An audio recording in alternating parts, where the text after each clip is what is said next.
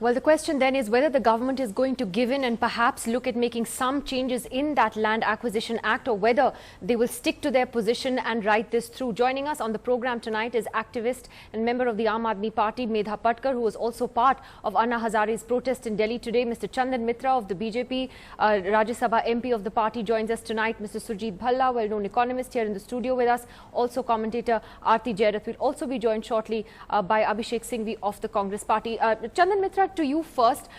There seem to be some nervous noises coming out of the BJP, particularly after the Delhi election results, Anna Hazare's agitation. We've seen the government certainly reach out to the opposition on the various ordinances, including this one. But there seems to be a sense that the party now is a little scared of being termed as anti-farmer and therefore may look at making some adjustments. Mr. Mitra. No, the choice of words, Nidhi, I think are very unfortunate. Nervous noises, that after Delhi party wants to kind of, backtrack and so on and so forth. It is nothing of the sort. Party is talking from a position of confidence. The party has always believed in democratic dialogue, that if there are issues with regard to any of the proposed pieces of legislation, definitely there is always scope for dialogue and discussion, and if there is a consensus emerges, certainly the government has to look at it. I mean, that's all. That's the spirit in which everything is being approached. Unlike the other parties that have been in power before, we do not believe in riding roughshod over sentiment of others, even though the opposition is a minuscule minority in the Lok Sabha. Still, we want to engage in dialogue with them. All right, but the opposition would argue you rode roughshod over them and didn't take them into account when the ordinance was promulgated in the first place. But Medha Patkar, let me just take this to you, on the counter argument to this. Wouldn't you say it's an encouraging sign then that the BJP is actually willing to look at the concerns of farmer groups, of other political parties on this, that maybe the pressure has worked, or do you think that that's not likely to happen? For whatever reasons, if any party on any issue starts looking towards the farmers and in their eyes and starts beginning to review their own wrong decisions, it's always a welcome. Why is BJP or NDA government doing this is a question to be answered by them, but everyone knows that because there is a scream, there is an akrosh, and the people in the nook and corner of the country, not only at the Jantar Mantar or Parliament Street, are raising the voice, and many people from within RSS and BJP Parivar are also questioning now the decisions in favor of the corporatization in every sector of the Modi government. But why we want them to look into it is because this particular ordinance is not only brought undemocratically because the Lok Sabha and Rajya Sabha did not discuss it, but in spite of the all-party consensus on that before the elections, they have decided to amend it through the ordinance, but the act is not even brought to discussion, nor is it implemented before deciding what should be amended. So there are the vested interests playing the role, bringing in the pressures, and in their favor the decision to amend it has taken place, and ordinance is killing the spirit of the whatever democratic space the people could get after decades-long struggles through the 2013 Act. So we want them to review it, but we want not just amendment into ordinance further, we want the ordinance to be repealed and then take the Act for discussion if they want to with us, and we would like the steps to be taken beyond the 2013 Act towards farmers and towards the natural resource-based communities. Okay, so let me get Surjit Bhalla into this. What is the sense you're getting, particularly after Delhi? What do you think has changed? Do you believe that after, the Bharatiya Mazdoor Sangh and other Sangh affiliates have also upped the pressure on the BJP on this particular issue, that there's genuine pressure for them to back off on certain aspects of this ordinance, and can they? Well, my first impression is that I think this is an opposition and, if you will, helped by the media created. I'd just like to ask one question of any of your panelists, any of your experts. What we have coming over the wires, over your on the TV, is that this is anti-farmer and that the government is pro-corporates and anti-farmers. I'd just like to know what in the bill is anti-farmer. Okay? Well, there are Just many- specifically, there are all these experts, Medha can answer. Just let me know one instance, one example of anti-farmer. Second, what we have as far as pro-corporates is concerned, what we have is that the Modi government has done the first act against corporates, which none of the so-called socialist, secular parties did for 66 years, which is the Espionage Act, where they've, if you will, arrested leading figures from leading corporates. This has never ever been done before in India, and certainly does not smack of a pro-corporate policy.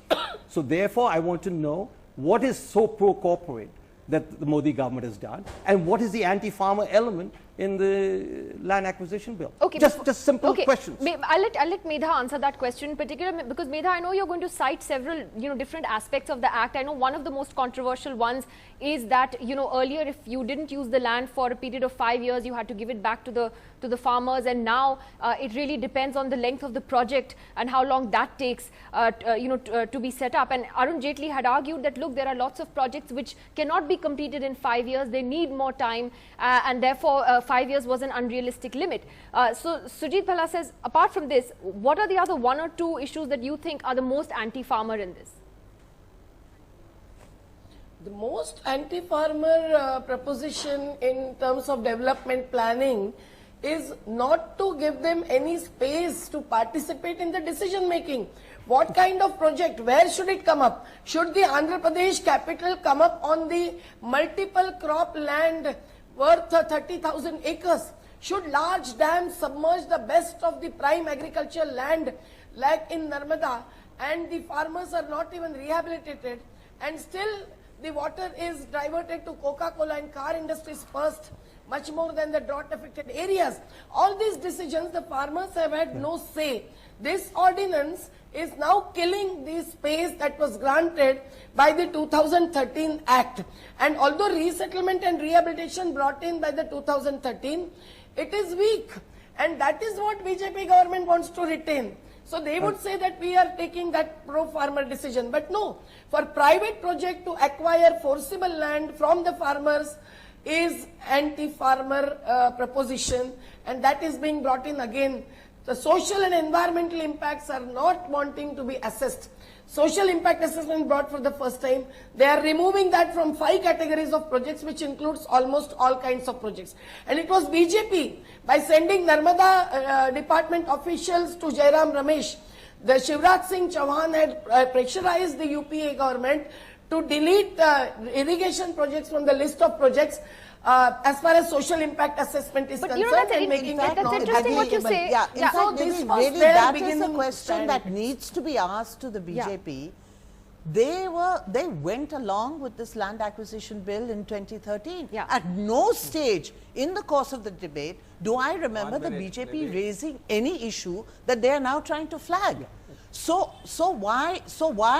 what has changed between 2013 when they were in opposition and they approved, this bill was approved unanimously, and now 2015 when they're in government? Okay, but that's the question let the me BJP ask, needs to before I get answer. Sujit Bhalla to weigh in on this, Chandan Mitra, that precisely is what seems to be worrying the BJP, this tag. I mean, Sujit Bhalla has a point. The government did act, for instance, in this espionage case against top, corporate companies.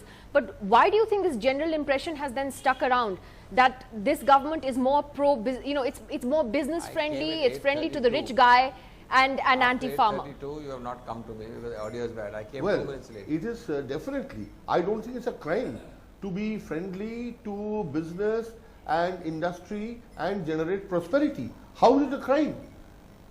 It may be a crime to be anti-farmer, and as Surjit very correctly asked, point out a single thing that is anti-farmer. There is not a thing that is anti-farmer. This government is extremely, I would say, concerned about the farmer. Look at the President's address today. The number of schemes that have been announced for farmers and the measures that are being taken by the government. I mean, it is, I would say 10 times better than anything that the UPA, which gives a lot of lip service to farmers and the poor and so on and so forth. It is far, far superior to that. But then how do you explain the this is farmers' propaganda, agitation in Delhi and today? It is total populist rhetoric, I'm afraid, and unless some people who are opposed to development per se, don't want development, don't want anything to happen in the country, no investment, no production, no factories to come up, only they will be opposed to all this. Okay, let But me if just there get are Abhishek some- Singhvi. lose One all the second. bill? Why Some did you changes lose that are in needed, the certainly. entire Those- rural belt of Delhi? Why did you, and by huge margins? Look, those I margins say, was Chandan, 50,000, do not answer that 60,000. question. The Why did assumption you that lose? Delhi rules Election defeat and all defeat India and should now victory go by the cannot Delhi be assessed election on the basis is of very, very flawed. one- I'm sorry. One ordinance and being passed and not passed. You know that very well, that elections are not won and lost on these kind of issues. Sure they're Then not. why did But the that BJP was lose certainly in an issue, Chandan. urban Let me just areas? get the How- Congress into how- this. Abhishek Singhvi, has the Congress made up its mind though? One second, one second, Mr. All Mishra. the urban seats. Okay. All the urban seats. Abhishek Urban Singhvi, areas I'm were not going to concerned discuss with the Delhi Land though. Act. We're going to talk about the Yeah, exactly. the land bill. One second, one facile. second. Yeah. Abhishek Singhvi, has the Congress made up its mind along with other opposition parties in the Rajya Sabha in particular that you're going to give the government a hard time, particularly on this issue in Parliament and on the other ordinances and other issues as well? First of all, Mr. Bhalla should ask the question of the BJP, without implementing the act for one day, what has changed that Sumitra Mahajan's committee, Sushma Swaraj saying in the floor of Parliament that it is my bill, Ravi Shankar Prasad proposing amendments, the BJP with 100% unanimity passed it, 100%. Exactly.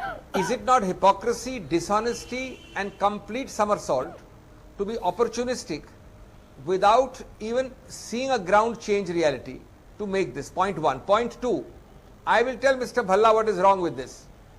The consent clause, which is the heart and soul of the act, which Ms. Sushma Swaraj, Ms. Sumitra Mahajan, Mr. Ravi Shankar Prasad and the whole BJP unanimously passed, is eaten up by a subterfuge by creating an exception which has words that it shall not apply to national security. That I can understand, even if I concede that.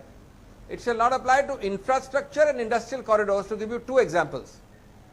Now, if you use such broad words, you create an exception which swallows up the whole rule. The heart and soul of the act, consent, is taken away by creating supposed exceptions which actually swallow the whole rule. Second example, there is a social impact clause. It is nullified by using the same words. It shall not apply, for example, to infra and industrial corridors. Now, I want to understand that if the act is premised on social impact assessment and consent, if the act's main point of divergence from the old law is to create this participative situation in land acquisition, consent and social impact assessment, and if the BJP unqualifiedly agrees to it, is it not utter hypocrisy and opportunism and dishonesty to say today Okay, that we I'll pass get an Mr. Mitra ordinance to respond, but to Sujit amend it out Bhalla of existence? wants to Yeah. counter you on certain issues here, point by point. Yeah, look, the first where I don't want to counter, absolutely correct, that the BJP supported the bill, and if you will, as soon as they were part of the government, they are not supporting the bill, or they've changed the bill. There is no logic, explanation to that, other than perhaps opportunism. Now, what the Congress and the rest of the opposition has to face is, yes, they were opportunistic. Now, are we going to be opportunistic as well and not care about what is in the best interest of the farmer, the nation, progress and growth? So let's, if you will, leave that issue. That is, we 100% agree. Now let's see the answers to my question about what is wrong with the bill. And I heard it on your show, or one of the NDTV things yesterday, where a commentator said, you know what this land acquisition bill does? It takes double cropped land. And therefore we can't do that because it's against the farmer's interest to take double cropped land. Now, one of the real weaknesses in the media debate, not to mention parliament debate, is that facts go for a 6. That is to say, nobody's ever bothered with finding out how much of the land area is double cropped in India. It so happens it's between 85 to 90%. Therefore, am I to take Medha's view that, listen, only 10% of the land is suitable for acquisition? That's all we are fighting about. Then we come to the industrial corridor. If it is the industrial corridor, it really is hurting, if you will, urban land as much as rural land. So therefore, these are the outskirts of the rural areas, if it is a real industrial corridor. And therefore, I don't see how the farmer, he's not cropping that land, and he'll be more than happy to sell it. Why don't we try this out? So basically, if you will, the other elements about the social media clause, this clause, that clause, this is all the constraints, you know, the constraints to getting growth going. This is what we have done for 66 years. You don't think that a social impact all you have to assessment do or a consent is one second. important in a country like India? I'll finish very soon. All you've got to do in India for the last 66 years is to say either in the name of the poor or in the name of the farmer, and you think you're right.